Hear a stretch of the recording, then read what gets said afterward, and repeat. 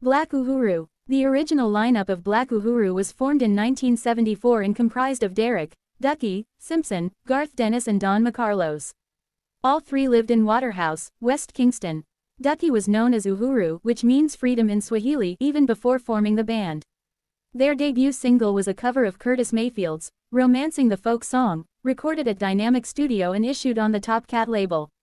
Like their handful of other early singles, it met with limited success. Thereafter group went their separate ways. Garth left to join the Wailing Souls and Don changed his last name to Carlos before embarking on a solo career. Ducky sang on a couple of Wailing Souls tracks himself, but spent time rehearsing with another local youth named Michael Rose, who'd sang with a band called Happiness Unlimited on the North Coast for a while, then recorded a few sides for Ninny the Observer, including the original, Guess Who's Coming to Dinner. Rose sounded like Dennis Brown at first, but would soon develop into an original and hugely influential singer in his own right. After Garth's departure, Errol Nelson from the Jays was invited to sing harmonies, and it was this second lineup, with Michael Rose on lead vocals, that recorded for Prince Jammy, who lived in Waterhouse and had recently started out in production for himself. Jammy, real name Lloyd James, worked as an engineer for King Tubby, whose studio was in nearby Dramilly Avenue. Michael had already voiced "Born Free" for him before revisiting Tubby's with Uhuru to lay down tracks for the band's debut album, Love Crisis, which Third World Records released in the UK. A handful of 12 Feet singles announced its arrival, including a cover of Bob Marley's "Natural Mystic," Beat W, "Sorry for the Man," and "Bad Girl," Beat W, "African Love," featuring Prince Hammer, together with the classic "I Love King Selassie," written by Rose. Released in 1977, Love Crisis failed to make much of an impression despite its wealth of strong, original material and obvious musical qualities. Third World simply couldn't match major labels like Island or Virgin in terms of distribution and promotion, and in any case this was a new group competing for attention in an already overpopulated field, and with no recognizable faces in its lineup. Uhuru's identity, however, couldn't have been more clearly defined as they assumed the mantle of ghetto revolutionaries and chanted black liberation, and also black pride, with dignified assurance. Less melodic than other roots trios like Culture or the Mighty Diamonds, Uhuru had a militant air about them, and led by Rose's mournful wail, were anything but radio-friendly by comparison. The title Greensleeves chose for their 1981 remixed version of Love Crisis, Black Sounds of Freedom, was therefore well suited. Jammy's set was received more enthusiastically the second time round since the group had already flirted with international success. This had coincided with the arrival of Sly and Robbie, Jamaica's foremost rhythm section and veterans of innumerable reggae sessions, including those for Love Crisis. Sly Dunbar had been a friend of Michael and his older brother Joseph for years. In fact, Sly and Robbie had launched their own taxi label with the singer's solo, Artabella, and would have produced Uhuru's debut themselves had they not been touring with Peter Tosh. The pair were to play an integral role in Black Uhuru's fortunes from now on, but first came two stirring reality tracks, Wood for My Fire, and Rent Man, recorded for Dennis Brown's Deb label, both of which created quite a stir after their release on 12 Feet. The final piece of the jigsaw puzzle fell into place after Errol Nelson became disenchanted with financial matters and rejoined the Jays. His spot was taken by American Sandra Puma Jones, who'd left for Jamaica in 1977 to be a social worker after obtaining her master's degree at Columbia University, NY. Puma had sang with U.S. reggae singer Jack Miller before joining Ross Michael and the Sons of Negus, with whom she performed at the 1978 One Love Peace concert in Kingston. Legend has it that she was overheard singing along to a Bob Marley album by Michael and Ducky, who just happened to be passing by at the time. Her presence created a different dynamic within the band, although she could hardly be accused of diluting their message with her Afrocentric dress style and Rastafarian beliefs. Decamping from King Tubby's to Channel One, this third Black Uhuru lineup lost no time recording tracks for Taxi, including Shine Eye Girl, Abortion, General Penitentiary, Plastic Smile, Leaving to Zion, and a definitive reworking of Guess Who's Coming to Dinner. Sly and Robbie's arrangements offset Uhuru's plaintive harmonies against some thunderous, late rockers-style backdrops, gifting them a rhythmic power bass that helped the band reap instant acclaim from grassroots fans. The result was a bunch of singles that swept all before them in 1979, and which Sly and Robbie later compiled under the heading of Showcase before licensing them to Virgin, who retitled their album, Vital Selection.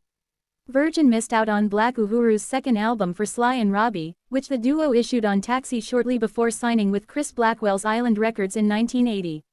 Sensimilia was again recorded at Channel 1, and voted Album of the Year by readers of Black Echoes and Melody Maker once reissued by Island.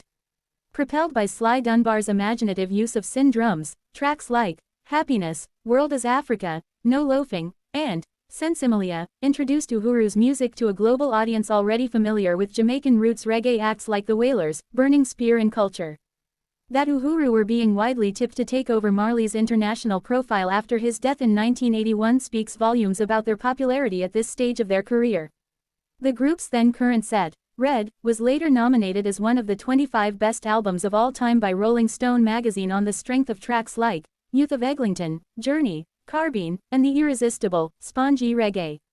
They were also touring extensively by now, and with Sly and Robbie in support, had succeeded in establishing themselves as one of the biggest draws on the reggae circuit. Sly and Robbie were promoted to virtual band members on Uhuru's next set, Chill Out, released in 1982. The Rhythm Twins' reputation had spread way beyond Jamaica by this point, especially after working with Grace Jones and the way they wove funk influences into the reggae mix, particularly on Right Stuff, and the title track, lent Chill Out, a more futuristic sound than anything heard from the trio thus far, despite the growing sense of desolation conveyed by songs like Darkness and I Mark It. Island also released a live album and accompanying video, Tear It Up, that same year, which they'd recorded during the band's 1981 European tour. Uhuru had shared tour dates with both the Rolling Stones and Police by this time, and were playing rock venues in between recording tracks at Island's newly appointed Compass Point Studios in Nassau. These sessions resulted in Anthem, which Island first released in early 1984, but then withdrew in favor of an alternative version remixed by Paul Groucho Smerkel and that boasted fresh artwork, as well as a new song called Solidarity. Tracks like Party Next Door and What Is Life were more upbeat than some of their past material, whilst Someone Is Watching You featured Bernie Worrell on clavinet. Botanical Roots and Bull in a Pen were among the other highlights, and few were surprised when Anthem won the inaugural Reggae Grammy that year. Alas, Black Uhuru had split up 4 months earlier after an ongoing dispute over songwriting credits. Me and Michael got into some serious legal battles for those songs, Ducky would later explain, because I wrote Shine Eye Gal when Michael was just a kid. I wrote Sistren from Off of My First Woman and Abortion from the first girl I lived with, yet Island still credit those songs to him. Uhuru's contract with Island had expired in the meantime, leaving its members to count the costs of some effective but costly promotion over the previous 4 years. Michael Rose went to Farm Coffee and wouldn't resurface until several years later, after signing with RCA and then recording tracks for his own Grammy Rose label. It wasn't until the mid-90s, when roots music was back in favor once more, that he would truly put the seal on his comeback. By that time Uhuru had been through 2 further transitions, beginning with the appointment of yet another young Waterhouse singer, Delroy Jr. Reed, in the wake of that 1984 split. Jr. had recorded his debut single, Speak the Truth, for Human Del in 1979, aged 13. 3 years later he sang lead vocals on an album called Minibus Driver, for Negus Roots, credited to Voice of Progress, then recorded an album for Prince Jammy before freelancing in earnest as the dancehall era got underway. Michael Rose may have influenced Junior's Sing J vocals, but they were also partially inspired by UK MCs, such as Smiley Culture and Papa Levi, as demonstrated on his runaway 1984 hit, Original 4 in Mind. Other reality-based songs like Youth Man, Poor Man's Transportation, and Babylon Release the Chains would provide the ideal credentials for him joining Uhuru, although in essence both parties could strengthen one another, since the group needed his voice and material, yet had the name and reputation he still lacked. Junior was on a US tour with Sugar Minute, Michael Palmer and Half Pint when he got the call from Ducky, who invited him back out on the road without stopping to explain that Island weren't involved anymore. After making his live baptism with them in Manhattan, Junior rallied to Uhuru's cause by returning to some of the same venues he'd just performed in as a solo act, then began writing new songs such as Fit You Happy Fit, which Sly and Robbie released on Taxi as a 12-feet single in 1986. The Rasta-infused, health-conscious lyrics and bruising, heavyweight sound of Fit You Happy Fit, plus its cutting-edge style of production won over a lot of doubters where Uhuru's latest lineup was concerned. Their next single would be Great Train Robbery, produced by Arthur Baker, and the band's second near-chart success after What Is Life had narrowly failed to make the UK top 50 2 years earlier. A snarling rock guitar and dense, rhythmic sheets of sound distinguished Robbery, which rose to the dizzy heights of number 62 in England after Ross issued it on 7 feet. Its release reinforced the perception of Uhuru as musical adventurers but tended to alienate some of their grassroots following, who'd assumed Reed's influence would align them more closely with what was happening in the dance halls. The ensuing, Brutal, set, which Ross issued later that same year, was nevertheless eagerly awaited and warmly received overall. Highlights include Dread in the Mountain, which Junior had called chanting when first voicing it for Delroy Wright, former Taxi single, Conviction or Fine, Brutal, itself, and Let Us Pray, all of them sung over typically robust rhythms from Sly and Robbie, and tailored to fit in with developments on the international scene whilst upholding Uhuru's penchant for uncompromising roots music. Also, Ducky and Puma sing one track each, belying the observation that Brutal lacked variation. In fact, 3 different sets of engineers participated, with Jim Fox of Lion and Fox mixing 5 of the tracks in Washington, Stephen Stanley overseeing others at Music Mountain in Jamaica, and Arthur Baker readying Great Train Robbery for release in New York. The welcome afforded Brutal meant that Brutal Dub didn't lag far behind. Computerized rhythms were all the rage in reggae music by then, and conventional dub collections considered passe. Until Brutal's 10 tracks were so murderously reconstructed on this album. Fans of Uhuru hadn't heard such arresting dubs of the band's output since Sly and Robbie's Disco Dub and Raiders of the Lost Dub sets from 5 years previously, and the policy of issuing dub versions to Uhuru albums would continue for at least another decade. Puma left on the grounds of ill health after Brutal and was replaced by Olafunk, who sang on Uhuru's next Ross album, Positive, released at the start of 1988. Positive Dub followed in spring amidst reports of dissent within the ranks and the success of Stop That Crazy Thing, which Junior had voiced in London with Coldcut.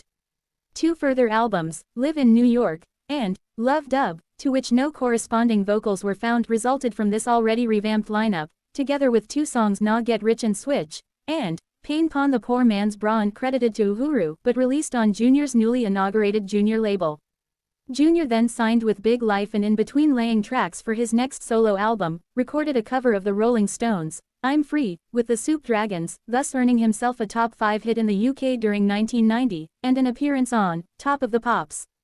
Uhuru meanwhile, were left in crisis. Puma had died that January of cancer, whilst Ducky was again without a singer after discovering Junior had visa problems. When he couldn't make an awards show in California because of this, Ducky was helped out by Don Carlos and Garth Dennis, who just happened to be on the same bill. This is how the original lineup reformed, and whilst Junior went on to have a worldwide hit with One Blood, build his own studio and re-establish his solo career, Ducky, Don and Garth signed with US label Mesa and delivered 4 albums for them in total, including Iron Storm, from 1991, which featured Ice-T on 1 track. This arrangement didn't last, and by 1997 there were 2 different Black Uhurus in existence, one led by Ducky Simpson, and the other by Garth and Don, who were eventually defeated in court over the rights to the name. Don reverted to solo work and Garth rejoined the Wailing Souls, whilst Ducky recruited Andrew Bees and Jennifer Nia Connolly, then returned to his roots in Waterhouse, where Prince now King Jammy produced Unification, released on 5 Star General at the end of 1999. Hailed as the most cohesive Black Uhuru album in years, it was followed by the equally impressive Dynasty a year later. The Black Uhuru story couldn't end there, of course, and whilst there have been no further studio recordings as I write, it's impossible to tell what twists and turns will develop in future.